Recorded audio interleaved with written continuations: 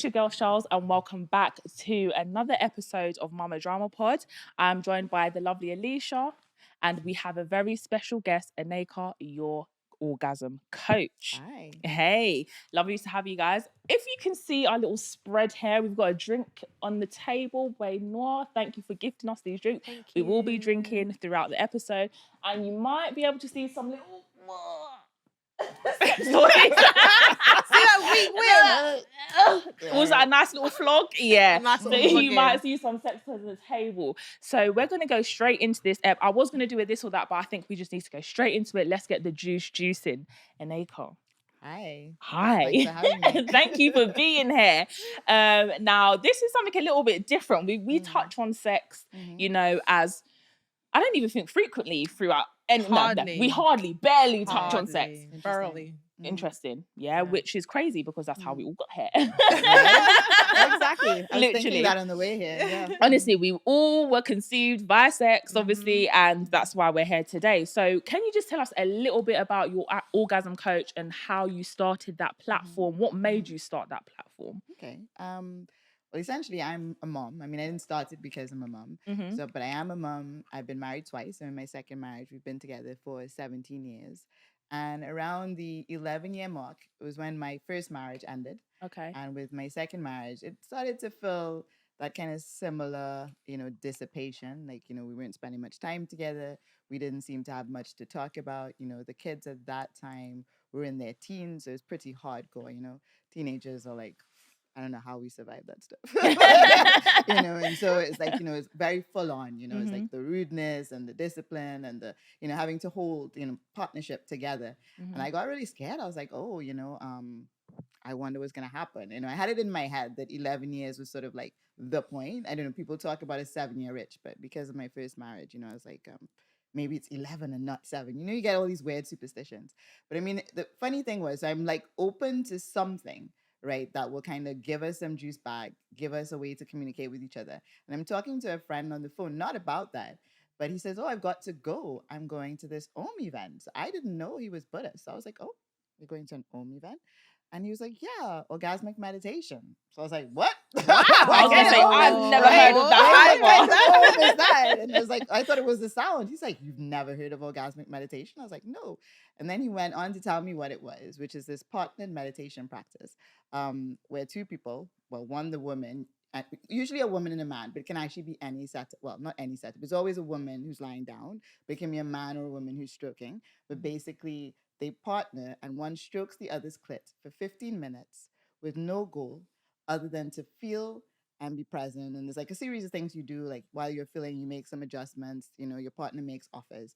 And I burst out laughing and I was like, there's no way there are people on this planet who do that as a practice. I mean, hold on, can I ask you a question? Yeah. So hold on, let me just get straight. Because I was about to burst out I'm laughing. listening. Yeah. So you said that the woman lies down and the person, so it may be a male or female, just strokes their clit. Yeah, so actually the left-hand portion of the clit, so a very tiny section of the clit with a, like a pressure, the way you rub your eyelid. So it's just like the tip of the clit pretty much. Yeah. But interestingly enough, that becomes a part of the journey. Because many women discover that they don't even know where their clit is, which is interesting, which is something I've discovered as a teacher. Yeah. And a lot of men, it's the first time they're actually slowing down enough to look at the female anatomy. So that's a whole other story. But yes, it's the left-hand portion of the clit with a stroke as light as you would touch your eyelid. Zoom in that. It's that bit, she said. Yes, it's just like there. And they use their left hand, they use gloves, they use lube. We can get into like how the actual practice works, please. Okay. Yeah. So my friend told me about that and I was like, there's no way. He said, yes, there's a way. I'm like, give me the details. I signed up and I was at the same event the next week. And, it was really just curiosity. It really wasn't like, oh, this is going to be the thing. Yeah. It turned out to be the thing, but really, I didn't even put the two things together. For me, I just wanted to see these people who do this thing. Because I was just like, what is that, Yeah. And I walk into this room and the room feels like walking into treacle. I can't describe. It's like I walk in and I'm like, why does it feel as though there's like energetic gooiness all around me? And then the people who came out to present it, like the women just look so alive, so fresh. I was like, whatever it is, I want it. I remember that. I sat down, they walked out. I was like, whatever it is, I want it. And I went home. I told my husband about it. The next week he came with me. We signed up for the training. And then I just kept going until I was teaching it myself. I went into their coaching program. I got so excited about the potential of this thing. Like, I didn't understand it. I'm like, why does it work? Why does it work? So I kept pursuing the question of like, why? I wasn't even interested so much in the changes that were happening around me, which were huge. I was more like, because I was always here. So I wanted the explanation, and the explanation took me all the way into the deep dive. Wow. Wow. I was gonna say your husband actually was happy to go literally the week after. I guess he must have been feeling a bit worried too. And then but too, like, what is this thing? Yeah. There's so many promises on something so simple. And it's amazing. Wow. I'm literally in shock. Right? It's like, but I just wanted to know, how long have you been practicing for then? So now that's like 7 years. 7 years. Yeah. Wow. Do you have a lot of people that want to do it? Now there are couples that come, single women who come, right? There are thousands of us practicing around the world. I mean, I went away last week. I mean, most of that time we spent on retreat doing this practice. And do a lot of people attend? Then you get like a full class? Yeah, you can get a full. Well, I don't teach in classes. I only teach singles and couples. Yeah, so we don't do classes at the moment. But yeah. I mean, when we did classes, you'd literally get 100 people in a room. Tell us more. I want to hear about all of this sort of stuff, because I want to know, like you said, you walked in, it felt like treacle. You felt the energy. Yes. Yeah, I'm an energy person. Everyone watches this knows that I'm an energy vibe person. So what drawed you into this? Because obviously that person described to you what was happening. Yeah. And like we were like, wow. Yeah. And that was essentially how I was. I just wanted to see. Yeah. Literally. I'm just like, if people do that, I want to see it. I'm a bit like that. I'm a bit like, because I used to be a journalist. Okay. So it's a bit like, I need to go see these people. And so it wasn't like I want anyone to stroke my clit. I didn't know that. All right, because I wanted to get behind that bit. Like, what was the drive for you to be like, because I'm like, wow, but I don't know if we're, wow, let me go see. That would be like, I thought that would be later, if at all. I didn't think that, and I just literally wanted to see that there are people who do that. And then, I saw the women and I wanted it for myself. I don't know what it was. I'm like, I don't care. Tell me what it was. I'm signing up. So then I invite Frank along to see if he will have the same experience, and he's happy, to sign up. So we do. And initially we only own with each other, right? But, the organization was such that, women's groups, men's groups, I started to go to the women's groups. And women were talking about like all of these things opening up in their bodies and this experience of being so in touch with. So what? Then? Yeah, I was going to say, what is it? Tell us. You're getting there. You're getting there. Let me slow it down for you then. So basically, the touch is like this, right? Okay. It's like really, really subtle. Okay. You're lying. You're not doing this on a bed, right? So it's on the floor. You have a yoga mat, some blankets, some cushions, right? Your partner wears gloves. There's a lubricant specially made for that, right? So it's an oil-based lubricant, and any oil-based lubricant will do, but not water, because the idea is that it has to stay liquid for the entire 15 minutes, right? And basically the pressure is off of you to make both of you to make anything happen. So they're not trying to get you off. You're not trying to get them to the point of you getting off.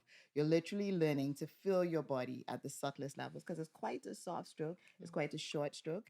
Both of you are learning to tune into something that you can't see, and that in so many ways you don't understand. Right? So it's like you're lying there and it's like you feel more in a particular place. You might say, move a little bit more to the left, or move a little bit more to the right, or can I have a little bit more pressure?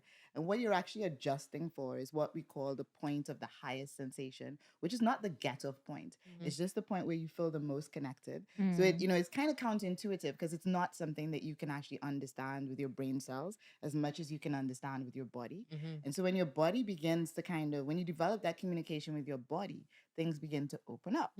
So it's like during sex, now you kind of know, ooh, I need you to move a little bit more to the right. I need you to slow down. I need you to just hold me right now. And so the translation starts happening probably first in sex for most people, where you now know when you want it rough, when you want it slow, like this kind of really in tune with the moment, in tune with the connection with the other person, what's actually there, what actually wants to be experienced, what actually wants to be felt. And when you're present to what actually wants to be there, and what game change, right? I mean, I like to talk about this a lot. Tell us. I'm like, tell us. I'm listening. Because one of the things I took away from just even the first course, the first course about how to own, was about doing things because you want to do them, not out of obligation, right? And this is something that, of course, for parents probably won't even make any sense, because it's like, you have kids, you got to feed them, you got to clothe them, right? There's a lot of obligation. Yeah. But of course, when you come to your marriage, or you come to your relationship, you come to your sex life, it doesn't have to be a space of obligation. This is one place where you could definitely free up, right? And begin to touch in with, well, what do I want here? How do I want this to feel? You know, this kind of thing. And what they described was performing oral sex out of obligation and out of a way of having oral sex done back to you. And oral sex as something you really want to do, regardless of whether the other person wants to give back to you or not. You're there because, you know what, I really want this thing. And so I stopped having oral sex out of obligation as a kind of part of the formula for how we're going to have sex. I'm only going to have oral sex when I really want it. Completely changed my game. This is when you are, I don't want to say it in the way I want to say it, so I'm going to say it. When you suck up for your own pleasure, it's a totally different experience, both for you and the guy, right? And it's like they can feel it in every fiber of their being, that desire, that kind of going for it, that wanting to take it in, as opposed to the perfunctory lick that you do when you kind of hoping, okay, how many licks do I have to do before he comes, and then or before, or worse, before he will come on. Hurry up. My mouth's hurting me. Right? Exactly. And so this is the kind of shift that begins to happen. It's this place where both of you are there for pleasure, you're there for enjoyment, you're there, you can connect with each other, you can be really, you know, attentive to what's going on both in the body and in the connection. And so this is when you talk about opening up, it opens up. And I know it's confusing, because trust me, I went down. Like, I need to understand. It's something basically almost the body has to understand. So I can describe bits of it and kind of maybe transmit a bit of what's in it for me, but really there's nothing but the experience. It sounds like a moment where you're still. Very still. Does that make sense? Yeah. Like, Bloach has got one song called Let's Just Lay Down. I don't know if you've ever heard it before, but it's about the stillness of it all. And it's just very intimate, and there's no distractions. And then you're able to connect then, because there are no distractions. And like you said, it's a point of what you're getting from it. So you're not giving oral sex because you just want him to come really quickly. You're doing it because you want to. Exactly. Like, and it's the same with the practice. And it's the same with the practice, right? You only own because you want to own. So both people have to be trained, right? Because no one's doing it for the other, right? You're there in your own practice. And the thing is, what's interesting is that it's sometimes still, but it's not always still. So right, like my pretty much general sort of transmission is of stillness. So when I own with people, things tend to get very still. But there are moments when there are other vibrations involved, meaning like orgasm, we've at least identified 8 stages of it. Stillness is one of those, but climaxes as well. So it's not like you're trying not to climax or for climax not to happen. That could happen. Sometimes there is like a sensation of peaking throughout the whole thing, where it's like it's just building and building and building, but it doesn't peak. And then it ends, because when the 15-minute bell goes, you end no matter what. It doesn't matter what's happening. There's no going on to make a peak. And so you then hold like a vortex of energy in your body when you've been in a peaking room, because it's all built but not popped. And then it's like you then get to transmute that into the other areas of your life. So then you can put that back into your relationship as playfulness, as really open, honest communication. So stillness is one of those things for sure. Just like it's like traditional meditation in that way. Instead of focusing on a candle or on the breath, you're focused on the clit. And so sometimes you have a really great meditation, right, where you just focus and you can feel your breath. And then sometimes it feels as though you're choking and you're gonna die. You have those because you have ohms where there's like a feeling of like sharp gloss, right? And sometimes that means there's something unsaid in your relationship, or just that you have a lot of what we call tumescence built up in your genitals. So each ohm is different. No two ohms are the same. Wow.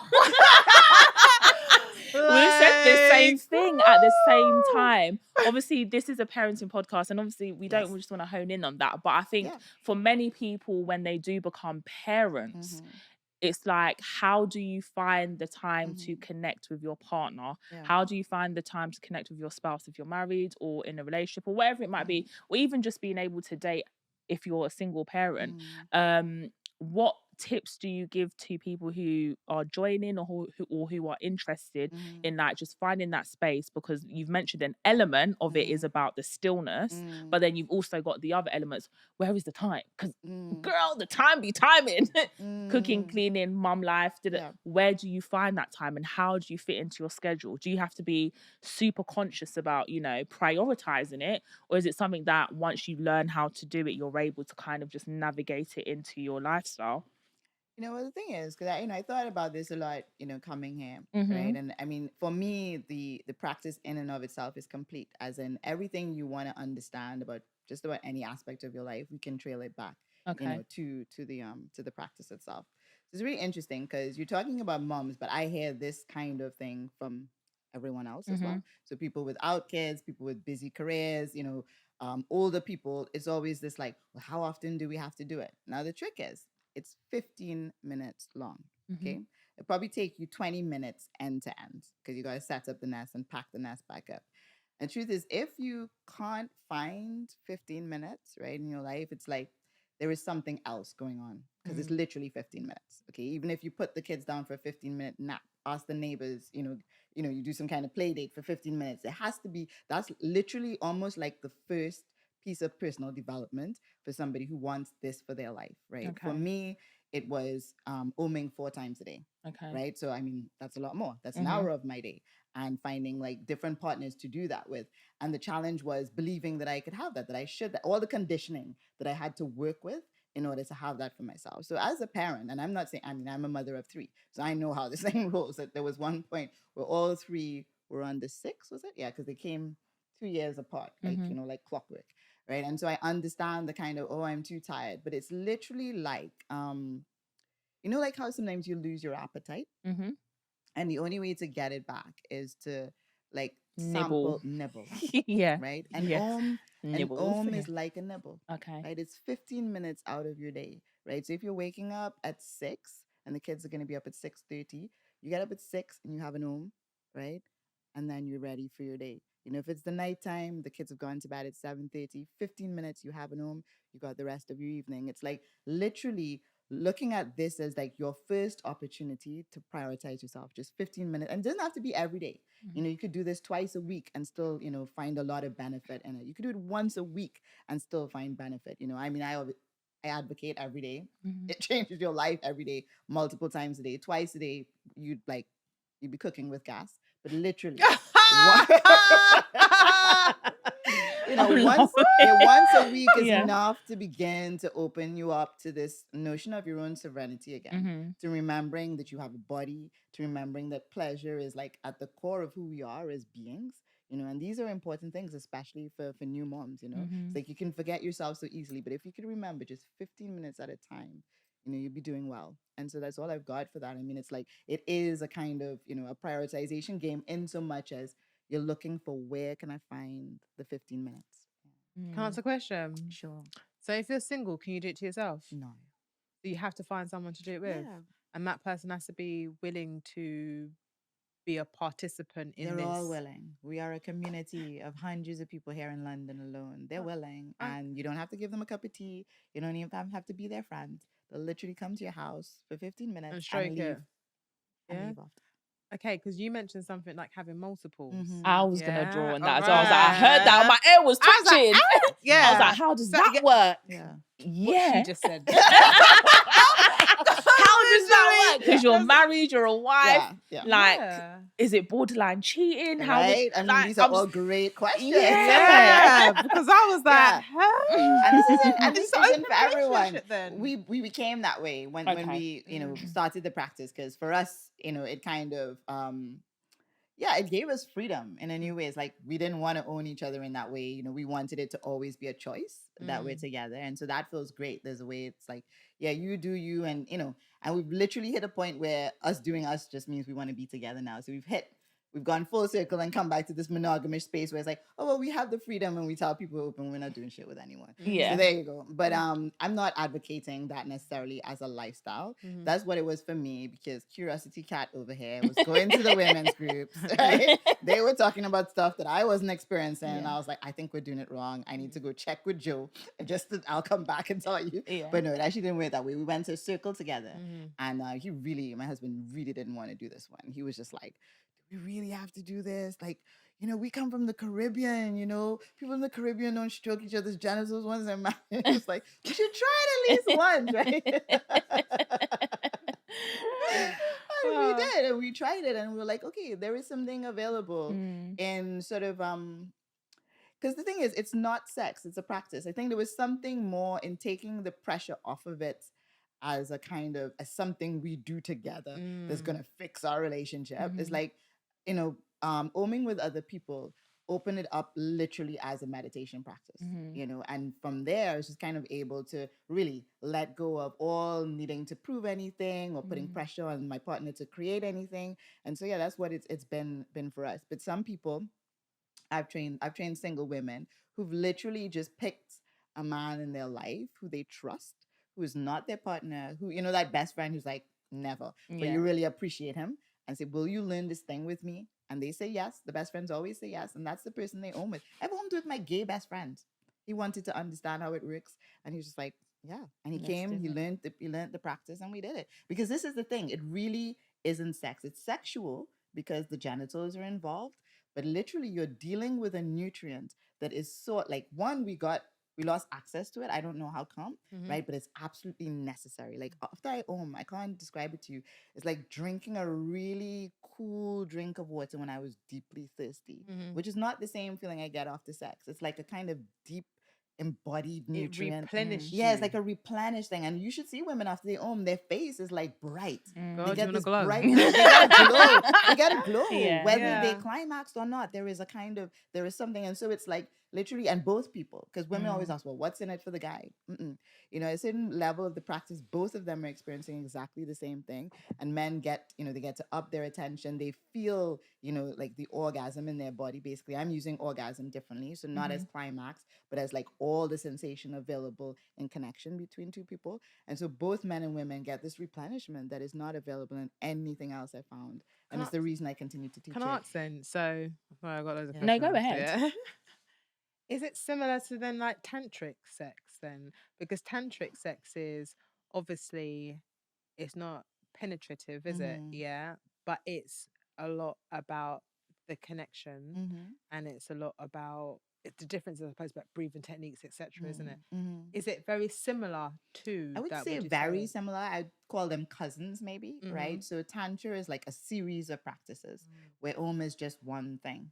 Yeah. And Om can be pretty much like, you can do it as an urban practice without needing any roots in any sort of like Eastern philosophy or anything like that. Literally, like when I learned it, it was, here's this 15-minute practice. This is how it works. You ask for an Om, you make adjustments, you make offers when the timer goes, it's over, and then you share frames. And that's it. And you need to know nothing more. Explain those terms though, because those terms are not familiar. Yeah, sure. So frames, which bit exactly? All of it. All of it. Yeah. Okay. So at the beginning of an Om, so we say an Om starts. Sorry, by asking, why is it called an Om? Because it's just short for orgasmic meditation. Okay. Right. So sorry, I should have explained that. Yeah. So orgasmic meditation, Om, O-M. Yeah. Right. Sounds a bit like the Om. That's what I was thinking. Not. Do you go? That's what I thought my friend was doing. But turned out to be something totally different. I was like, you're aligning your chakras. Yeah, right. I was like, I didn't know you were into that. Yeah. No. Yeah, he was into that. But anyway, right. So we say it always starts by asking, and this is what I was explaining before, that both people have to be there, out of their own volition, right? Okay. So it's, it's the beginning of the end of codependency. This is another reason why I love this thing so much. So you ask, you always ask, even if you have a commitment to every day at a particular time, every day you ask to make sure that both people are still in the same place. And it's very simple. Would you like to Om? Would you like an Om? Yeah. There are only two ways to ask. Those are the two. And so the person says yes, okay, or the other person, whoever asks and the other person says yes. And then we say the begins then. So you Okay. finalize day and time. So if you don't have a daily commitment right then, if you can, you finalize your time. Or we say within the next 24 hours or so, make sure you finalize the time. Otherwise, it kind of sits in the body like an irritation. It's like, oh, they said yes, but when are we going to do this thing? Okay. So you just organize it, put that bit to bed. And so with the nest, so the nest is the thing I described, right? You never in a bed, you always pretty much on the floor. There are some adjustments for when women are pregnant, when they're sort of like when you have pain. So you Okay. can't do it on a massage table, but we do divorce it from the bed so that people recognize that it is not It's not a sex, sexual right? act. Yeah, yeah. And we encourage the stroker. Often the stroker is a man. I'd say 95% of the time, but there are women who are strokers. I've been a stroker because once you're full as a woman, so once you've done a lot of oming and been the strokey, you're often ready in some ways to stroke. But yeah, I don't do that much these days. But so whoever's the stroker, we encourage them to build a nest because they're the kind of holder, the keeper of the space. So they'll make sure the door is closed, the blinds are closed, anything that would sort of, spark the woman's vigilance, right? So because she's going to be in the more vulnerable position because she'll undress from the waist down, get into the nest, which is a yoga mat, a nice warm blanket, some cushions for her legs, something for her head. There is a cloth which is placed under her buttocks to catch any excess lube or anything that comes out of the genitals. The stroker has gloves and lubricant and a timer, and there is a meditation cushion for the stroker to sit on. And so the female gets into the nest, legs akimbo, stroker gets in, and then for the next 15 minutes, 13 to begin, they do a series of upstrokes and downstrokes. At the 13-minute, there's a timer for the last 2 minutes, and then the last 2 minutes are always downstrokes. It's bringing whatever energy, whether it went high, whether it stayed medium or low, you're bringing it down, right? So that's the last 2 minutes, and then the bell goes. The stroker then applies the final grounding pressure. So put their hand over the genitals and press, yeah, and then take the gloves off, help the strokey to sit up, and then they will share what is called frames. And frames are pretty much like snapshots of something that happened in the home, but at the level of the body. So there was a moment when I felt, a fizzing sensation at the tip of my nipples, or there was a moment when I felt a lot of heat and moisture in my genitals on every stroke, and whatever each person felt.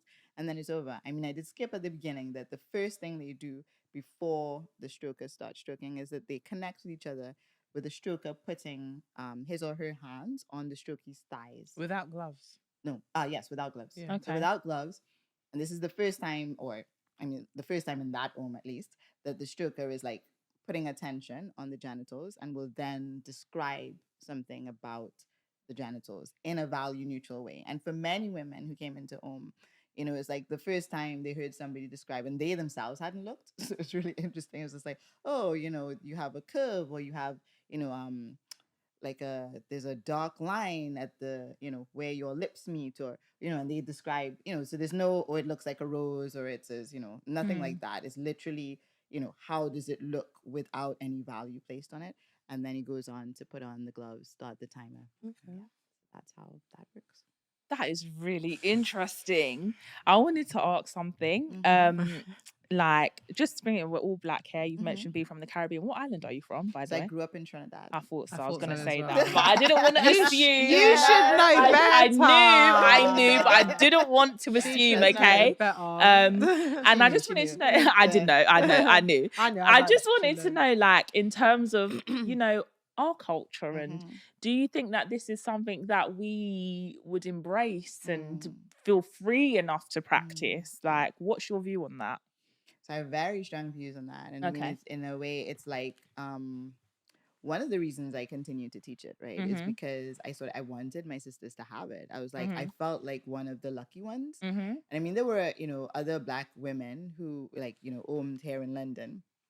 And things have changed over the years. There's been a bit of a scandal with like the main organization that started I've continued like at a grassroots level to push this. But I don't know if you've ever heard of this essay by a woman called Audre Lorde.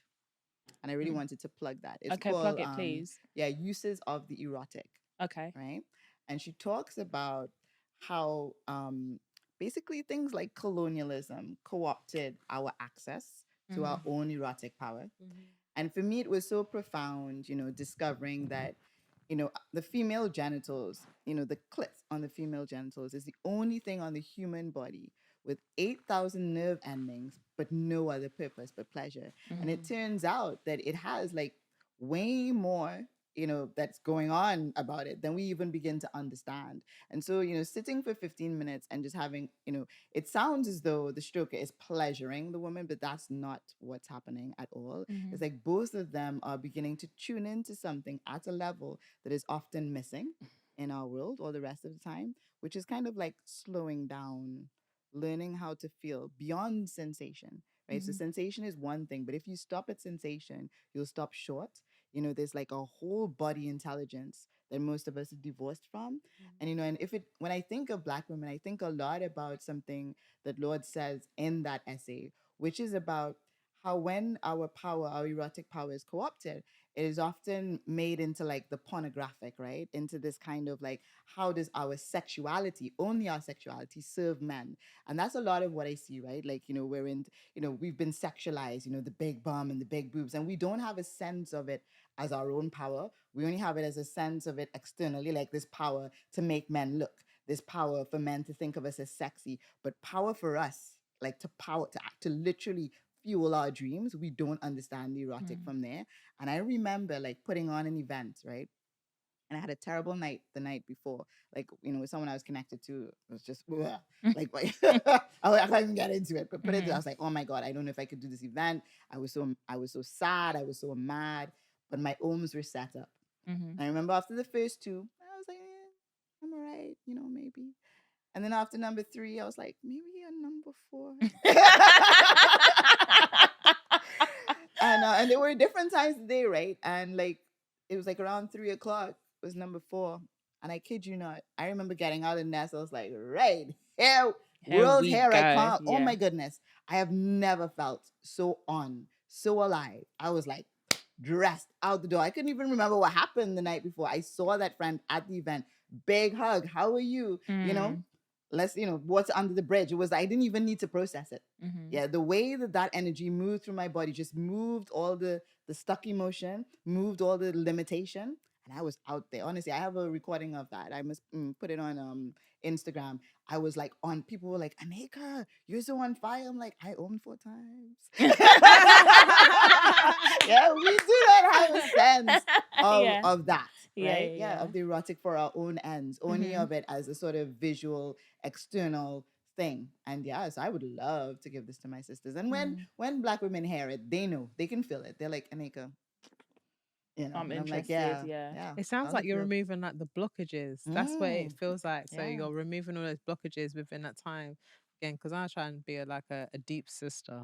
Yeah. When I think about the capacity and how much we use in our brain, because I meditate and stuff like this, and I think when we go into different type of meditations and different levels of frequencies, I'm thinking when you that's a different level of frequency that Definitely you're even. Feels like it. That's what it sounds like, though. It sounds like you're entering a different level of frequency that's able to kind of reset certain stuff. I know. And you don't, it bypasses the brain. This is the interesting thing, all right? Yeah. So you do have a lot of healing and a lot of things that open up.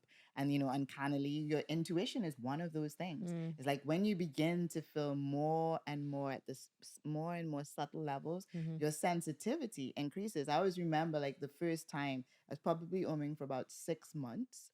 And I was walking to the train station and there was a little gust of wind and it started from my ankle and I felt the entire thing and I felt it swirl up my calf and up my thigh and just puff and my whole body tingled and it was just like in an om, and it's just like that your body's slowing down enough to be so present that everything is a turn on, right? And when you get that sensitive, it's like you intuit things. You can feel people. It's like what the moment calls for. It's like how to swim in the moment because you can feel it. You can feel who to be and who are the people around you. What's the space that you're in? And there's people pay a lot of money to get into that kind of flow.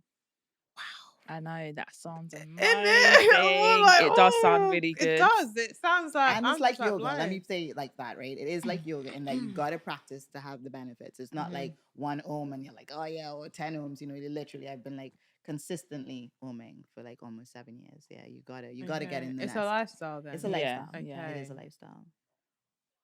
Yeah. And I mean, because Omin, we are going to have to wrap up soon, Yeah, but that's because fine. Omin is like a practice, Mm-hmm. how does that then connect to your sexual life in terms of actually sexual intercourse and Mm-hmm. the pleasures around that, Orgasms and stuff. orgasms and stuff Yeah. like that? Yeah. How does that then play into that? I mean, there was it's good because I think that obviously I explained that as you tune in at the subtler levels, you're able to connect with desire. But say Mm-hmm. you didn't own, because I think this is important, right? Like a lot of people getting to that place where they lie in a nest and they open their legs and they let someone, stroke their clit, even their partner. For some women, this is very confronting. For some men, this is really confronting. It's like I don't understand this outside of the realm of sex. So let's just go to sex itself. And one of the things that you had said to me, like leading up to this, Mm-hmm. was about, after childbirth, maybe you lose your libido and like what do you do then? And if I bring that back to just philosophy, right, Mm-hmm. without the practice, and we come back a little bit to that nibbling idea, Correct. right? The idea is that you stay in touch with something the whole time, Mm-hmm. right? That gives you joy, that brings you pleasure. All right. Parenting is difficult, right? The thing about and one of the first things I loved was that it brings you in touch with reality, right? So it's like all of a sudden it's like, oh, that's my clit, right? And for your partner, it's like, oh, that's what actual turn on looks like.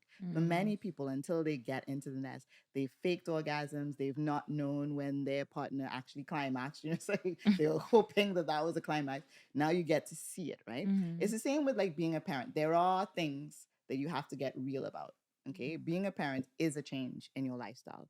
There are obligations that you now have. You are going to be tired. You are now committed to somebody at least for the next 18 years. This brings changes, right? And so it's like, I remember like when I was like a young parent, I just wanted to like get past this point as quickly as I could. So there are ways that I don't even remember like lots of like the first 10 years of my kids' life. I don't know if I was there. You know what I mean? Because I Mm. was like, oh my God, this is so hard. Like just get me. Now I wouldn't do it that way because now I know there's so much That goes on. available in just being present. It's like now I Mm-hmm. wish I had some of those memories of their cute smile when they, Mm. trust me, God, because I was just really like, feeling it. And so the idea is in really subtle ways, you may not always feel like having full blown intercourse, but it's like based on where we are right now and how I feel, what would have us feel connected? And sometimes just sitting on the sofa holding hands, Mm-hmm. sometimes it's like, let's just cuddle naked. Whatever it is, it's like learning to tune in at that level and give yourself permission to ask for things at this level. Of course, I'm going to say it's a lot easier if you because it helps you connect with that, right? Connect with your body and it gives you the voice, right? Because at the subtle level, when someone is stroking your clit and you're guiding them, you're learning how to speak up for something that's really very simple but vulnerable. Mm. More pressure, slower stroke, shorter stroke, right? And from there, you can begin to ask for in your life. But say you don't have it, this is the practice. It might take a little bit more, but the idea is you connecting with the body, taking time. Maybe you have your shower and you just slowly cream your body and you're tuning in. Mm. What would have me feel connected to my partner with the hour we have before bed? Maybe you want a conversation. Maybe if you talk about this thing, you're going to feel freer with each other and then you could cuddle naked, whatever it is. And so I would advocate this nibbling thing, at least in the first 5 years of your kid's life, right? Because that's when it's usually the most full on. And then after that, you're looking for, so there were like almost like 5 conditions to being orgasmic. And if you apply them to any situation you're in, right, it's like you can have that situation be turned on. Mm-hmm. So one of those is like around connection and around community, right? So when you have people to share with, when you are sharing yourself, when like you're not going this journey alone, things feel much more alive, right?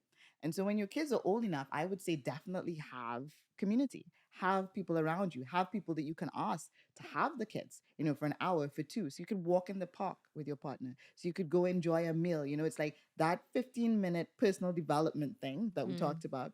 Extend that. It's like, how can we have an hour a week, Mm-hmm. using our community? So you might be on the receiving end of that 1 week where you're, watching someone else's kid while they have an hour. But the idea is that you do that. It requires honesty. It requires knowing your desire.